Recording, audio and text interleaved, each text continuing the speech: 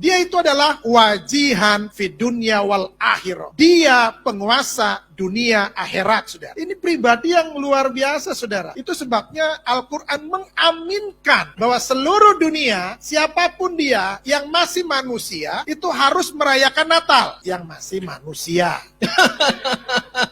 Kecuali udah berubah, kan gitu. Kenapa? Karena Al-Quran sendiri sudah menyatakan itu. Kok Al-Quran menyatakan itu ya? Yes, ini hal yang sangat penting. Kenapa yang dibawa? Keselamatan dunia ini. Haleluya. Amin, haleluya. Baik, pertanyaan yang berikutnya. Kembali lagi saya tunjukkan buat Pak Iksan. Apa sih kaitannya Isa Al-Masih sebagai tanda dan keselamatan manusia dari hukuman dosa? Ya kan, itu kan tanda keselamatan buat manusia. Tapi apa hubungannya sama hukuman dosa? Semua manusia telah jatuh dalam dosa dan telah kehilangan kemuliaan Allah.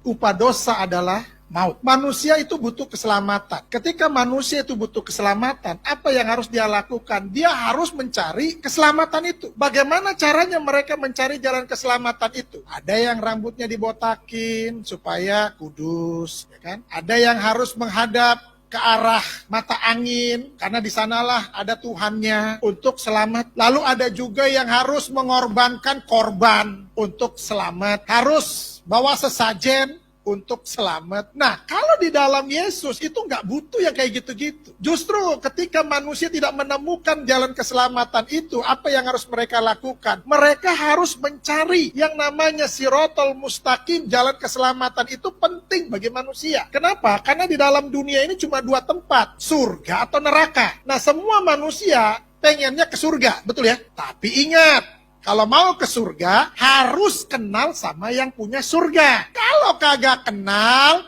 ya mikir aja sendiri kan gitu. Makanya dia harus hadir ke dunia ini, Tuhan harus jadi manusia. Kenapa? Karena dia sudah mengirim rasul-rasul, sudah mengirim nabi-nabi. Tetapi manusia tetap keras kepala. Gak bakalan gue mau, pokoknya gue mau suka-suka gue, semau gue katanya kan. Lalu bagaimana? Ini Tuhan ini punya kasihnya begitu luar biasa. Yang tadi sudah disinggung, karena begitu besar kasih Allah. Apa yang Tuhan mau lakukan nih, manusia ini harus, semuanya nih harus masuk surga. Karena neraka diciptakan untuk setan, untuk genderuwo, untuk iblis, bukan untuk manusia. Manusia ditempatkan semuanya masuk surga, amin. Tapi yang bagaimana dulu? Nah itu kemauannya Tuhan, itu hatinya Tuhan. Tuhan mau semua manusia itu masuk surga. Bagaimana caranya untuk Tuhan menyelamatkan manusia? Dia harus jadi manusia. Kenapa harus jadi manusia? Karena yang diselamatkan manusia, bukan monyet.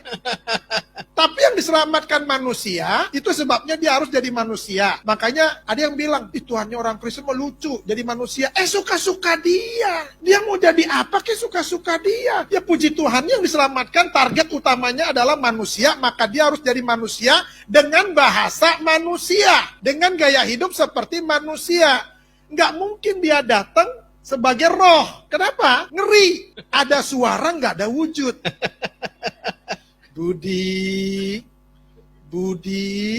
ada suaranya, tapi nggak ada wujudnya. Bahaya kan ini? Nggak mungkin juga dia tiba-tiba datang, cring, jadi manusia dewasa. Kenapa? Karena manusia selalu mencari silsilah. Dia anak siapa? Bapaknya siapa? Tapi ada tuh yang model kayak gitu, Bang. Ada ya? Mr. Bean. Jatuh. Itu manusia nggak jelas.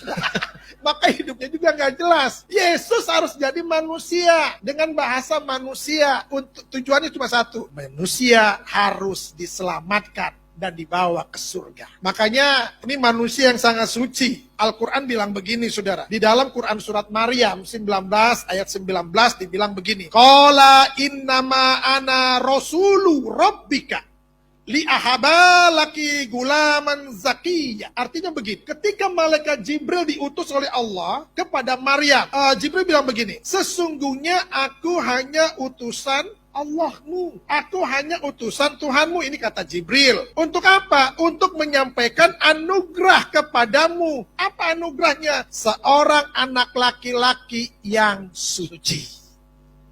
Artinya, Yesus ini bukan manusia berdosa dan tidak ada dosa di dalam hidupnya. Itu sebabnya dia harus menyelamatkan. Kenapa dia harus menyelamatkan? Karena dia nggak berdosa. Yang bisa menyelamatkan manusia adalah orang yang nggak berdosa. Contoh, kalau saudara punya hutang, siapa yang harus bisa membayarnya? Tentunya orang yang nggak punya hutang dan bersih dari hutang. Kalau lu masih punya hutang, lu lalu mau bayarin orang yang punya hutang, gigi lu. Kenapa harus gigi? Lu aja masih punya hutang. Lu mau bayarin hutang gue. Yesus itu bisa menyelamatkan. Kenapa? Itu sebabnya dia disebut sebagai juru selamat.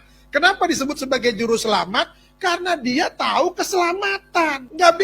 Orang itu nggak bisa disebut sebagai juru bicara kalau ngomongnya kagak jelas. Assalamualaikum, Mama Imu. Lo bagaimana dia disebut sebagai juru bicara?